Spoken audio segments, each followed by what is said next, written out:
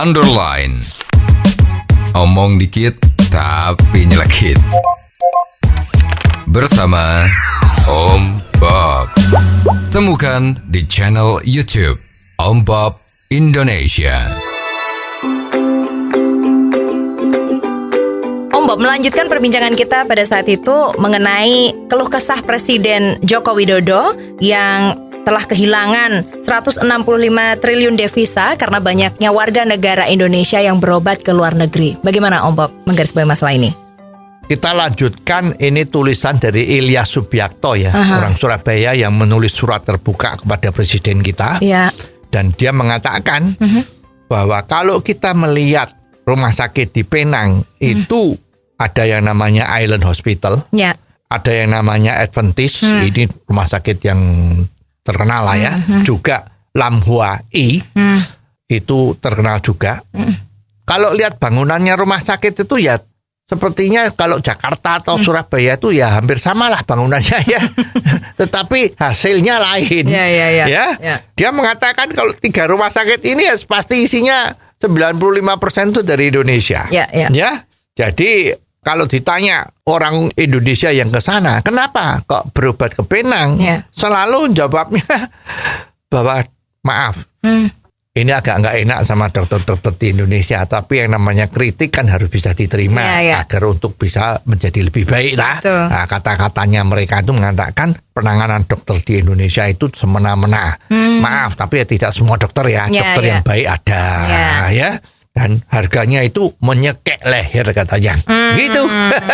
Ya, nah tapi memang satu kenyataan bahwa biaya pengobatan di Penang itu dibandingkan di Indonesia, katakanlah di Jakarta, di Semarang, di Surabaya, itu memang relatif murah Penang loh.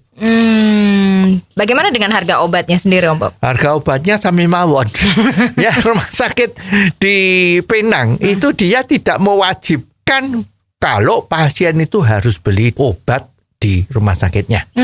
Ya, bahkan dokter di sana atau perawatnya mengatakan ini obatnya ini kamu bisa beli di rumah sakit setempat ini, rumah sakit itu dengan harga sekian. Tapi di luar juga banyak yang jual. Tergantung kalau bisa yang lebih murah cari aja yang lebih murah. Ternyata memang di Penang itu dekat rumah sakit itu banyak toko obat. Ya, sepertinya toko obat di Penang itu juga nggak selalu apotek. Toko obat juga boleh. Kalau dia bawa resep, dia juga bisa kasih obatnya. Jadi ada obat yang harus pakai resep, yang tidak. Tapi dia bukan apotek, tapi toko obat. Kalau di Indonesia kan apotek. Kalau toko obat biasa tidak boleh menjual obat-obat yang harus pakai resep. Tapi di sana toko obat boleh jual obat-obat yang harus pakai resep. Nah ini bedanya. Makanya kalau beli obat di apotek rasanya lebih mahal kan? Betul. Ya karena ada proteksi dari pemerintah. Kalau orang lain nggak boleh jual obat yang pakai resep, yang boleh cuma apotek. Nah toko obat sama apotek kan lebih banyak toko obatnya. Nah jadi harganya otomatis bisa bertahan. Praktek-praktek seperti ini memang harus juga dipikirkan agar supaya harga obat itu jangan kemahalan. Itu soal obat. Nah sekarang ada diceritakan lagi si Ilyas Subiakto tadi itu ternyata dia juga mengidap diabetes. Dia punya diabetes, dia berobat di Penang dengan dokter diabetes di Penang, Nah, tapi pandemi ini kan 3 tahun, kan tidak bisa ke sana. Maka terpaksa. Biasanya kalau di Penang itu dia beli obat tuh 1 bulan antara 1 juta rupiah. Nah, sekarang karena tidak bisa ke Penang, terpaksa dia berobat di Surabaya. Waktu berobat di Surabaya, anehnya obat-obatnya dia yang dari dokter Penang itu diganti semua. Wah hebat. Berarti dokter ini mikir dia lebih hebat dari dokternya di Penang, diganti semua. Dan terus ini yang bikin kepala pusing, kantong bolong. Ternyata obatnya itu harus beli di rumah sakit itu 4 juta perak. Nah setelah dibayar ternyata di luar rumah sakit tadi itu kalau mau beli bisa 3 juta. Dan sekarang katanya kalau online itu lebih murah 50%. Nah ini gimana? akan repot ini ya. Betul. Tapi ya cuman tidak itu, setelah obatnya diganti, apa yang terjadi? Yang dulu rata-rata dia punya gula itu 180, setelah berobat di Surabaya tadi itu melonjak ke 350.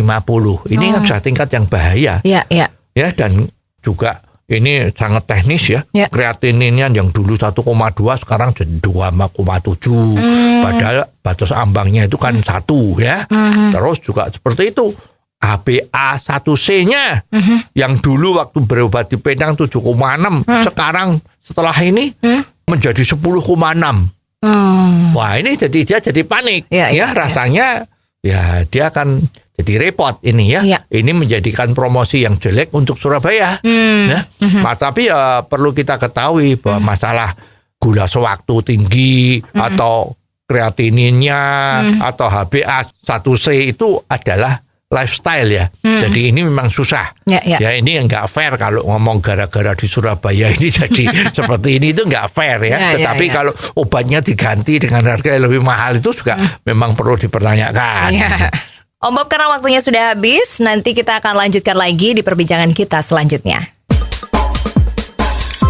Underline. Omong dikit tapi nyelekit. Bersama Om Bob. Jika Anda suka dengan channel ini, jangan lupa subscribe, like, dan komen.